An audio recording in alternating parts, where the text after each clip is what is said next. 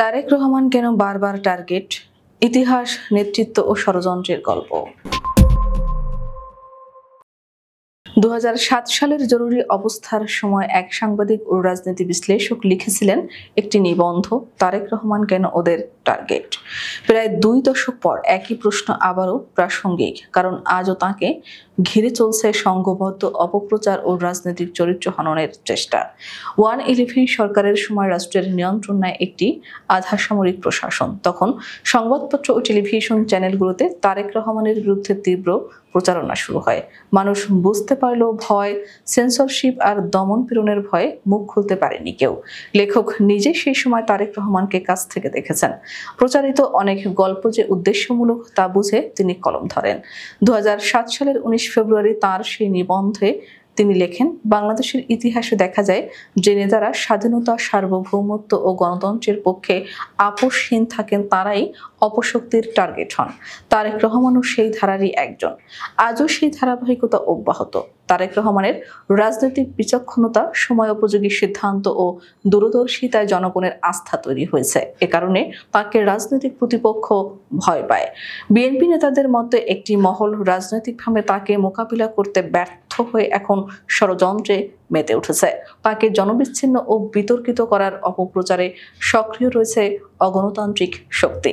লেখক মনে করেন, এমন প্রচেষ্টার ইতিহাস একদিন 2 দিনের নয়। স্বাধীনতার পর আওয়ামী লীগের আমলে দেশের সার্বভৌমত্ব ছিল প্রশ্নবিদ্ধ।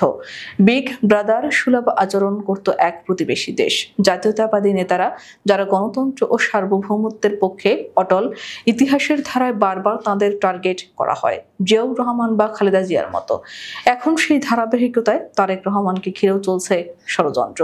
তারেক রহমান 2001 সালের নির্বাচনে বিএনপির প্রচারণায় নেতৃত্ব দিয়ে দলকে সুসংগঠিত করেন। 2002 সালে সিনিয়র যুগ্ম মহাসচিব হওয়ার পর দলের কার্যক্রম ও সাংগঠনিক শক্তি বাড়াতে তার ভূমিকা ছিল দৃশ্যমান। তিনি ছিলেন পরবর্তী নেতৃত্বের প্রতীক, যা বিরুদ্ধ শক্তির জন্য ছিল ভয়ঙ্কর বার্তা। সেই থেকেই শুরু হয় তার বিরুদ্ধে ধারাবাহিক অপপ্রচার, যেটি এখনো চলছে।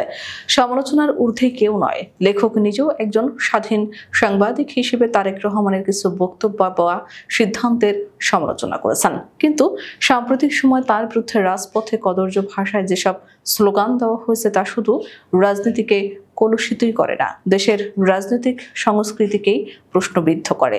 আজ প্রশ্ন ওঠে, তার এই নতুন দুশ্মন কারা?